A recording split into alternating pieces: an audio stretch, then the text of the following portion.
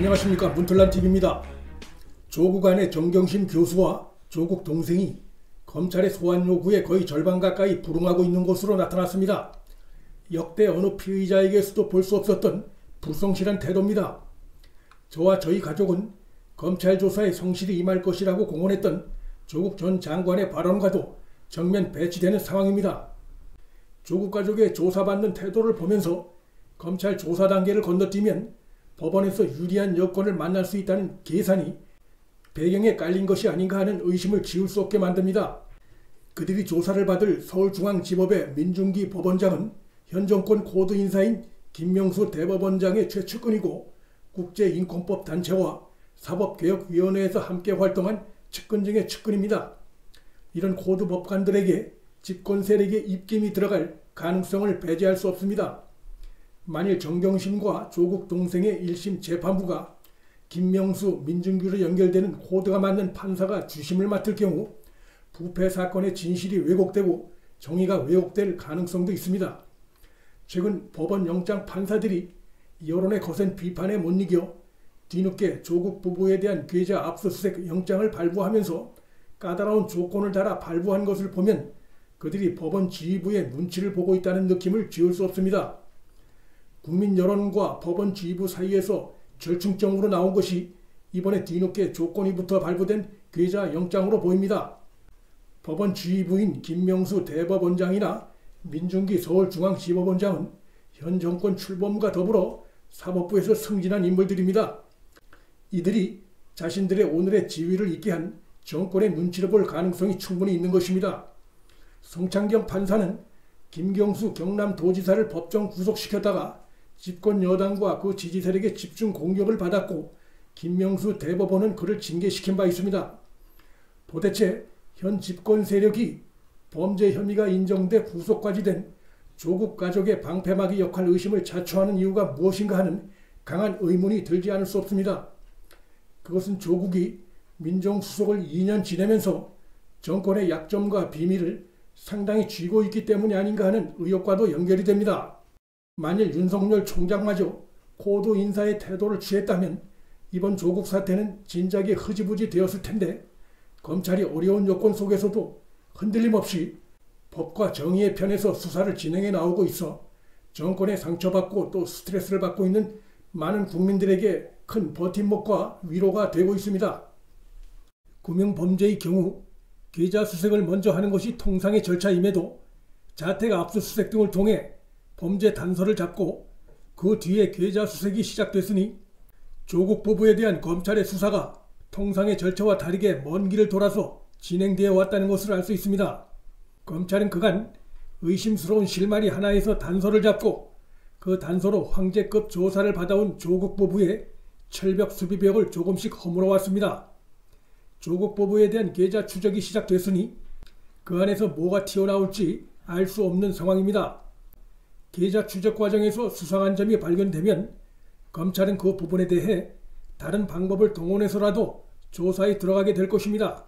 조국이 한때 모든 감찰 권력의 최정점인 청와대 민정수석 지휘에 있었기 때문에 또 조국 펀드가 주로 국책사업과 연관된 분야에 투자를 해온 것이 뚜렷하기 때문에 또한 조국이 차기 법무장관감이다 혹은 문재인 정권의 2인자란 설이 공공연히 돌았던 상황이기 때문에 민정수석으로 재직하던 그 기간에 어떤 일이든 충분히 벌어졌을 수 있는 겁니다.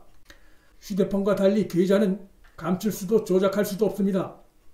부패와 관련된 범죄의 경우 대부분 검은 돈으로 수렴됩니다. 검찰이 조국 부부 계좌 추적에서 가장 역점을 둘 것으로 예상되는 것은 조국 뇌물죄 입증으로 볼 수 있습니다. 조국을 구속시킬 수 있는 가장 현실적이고 가장 강력한 혐의가 공직자 뇌물죄입니다.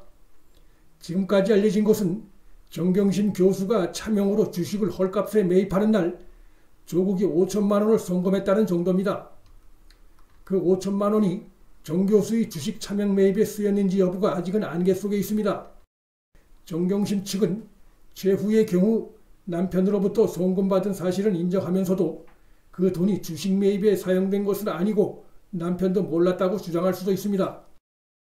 그러나 조국이 공교롭게도 아내가 주식을 장외에서 매입하는 날 5천만 원을 송금해야 했던 데 대한 설득력인 이유를 대지 못한다면, 또 ATM기를 통해 번거롭게 9번에 나눠서 5천만 원을 보낸 행위에 대한 설득력 있는 이유를 대지 못한다면, 그리고 무엇보다 정경심이 어떻게 WFM 공시 발표를 불과 며칠 전에 알고 헐값에 주식을 사는 것이 가능했는지 그에 대한 설득력 있는 이유를 대지 못한다면 민정수석이었던 조국과 정경심의 주식 장외 매입과의 연관성을 부인하기 어렵습니다.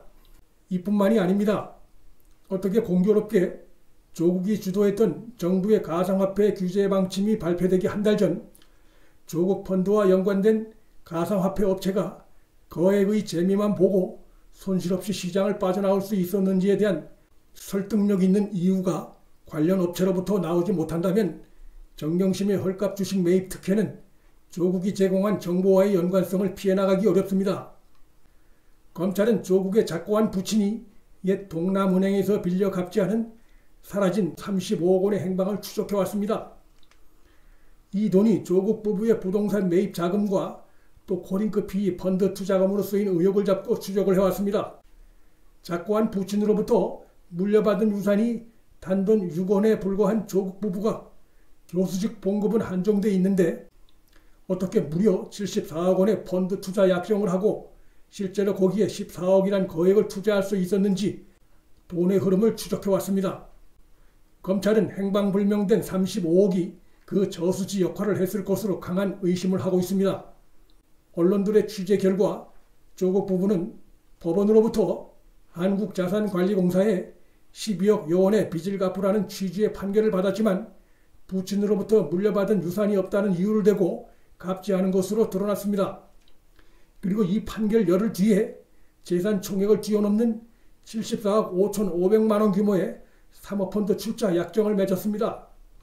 당시는 조국이 청와대 민정수석으로 임명된 지 2개월이 지난 2017년 7월 21일이었습니다. 조국의 이러한 행태는 법적으로는 문제가 없을지 모르나 도덕적으로는 비난을 피하기 어려운 도덕윤리가 파탄난 모습을 보여주는 것입니다. 범죄심리학자들은 범죄를 저지른 인간을 크게 두 가지 유형으로 나눕니다.